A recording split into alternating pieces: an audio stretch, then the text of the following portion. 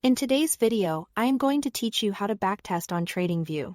We're focusing on manual, visual backtesting with the bar replay tool, which is perfect for discretionary traders who rely on price action and chart patterns.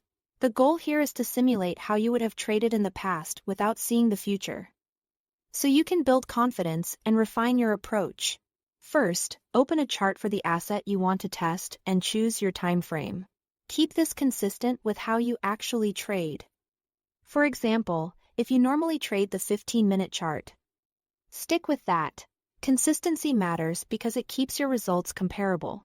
You can zoom in or out to get comfortable with the look of the chart, but avoid scanning too far ahead so you don't accidentally see future candles. Next, enable bar replay by clicking the bar replay button in the top toolbar. You'll notice the interface changes slightly to show replay controls. This tool essentially lets you step back in time and play the market forward at your own pace, so you can assess setups as they would have unfolded live. Now set your starting point.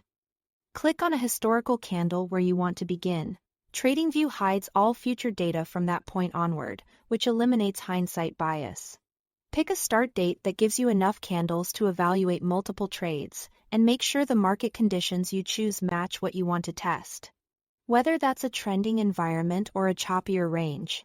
From here, simulate trading. Use the play button to let candles flow, or tap forward to move candle by candle when you are making decisions. Pause whenever you spot a setup you would normally trade. Record your hypothetical entry, exit, and management in a simple journal. Note the date, time frame, pattern, or reason for the trade, where you'd place your stop and target, and how the trade would have played out. Keeping a consistent position sizing assumption and tracking results in R multiples can help you compare trades fairly across different assets and timeframes. Treat the process as if it's live. Don't skip losing trades, don't move stops after the fact, and don't peek ahead. If you use indicators, keep the settings the same throughout the session.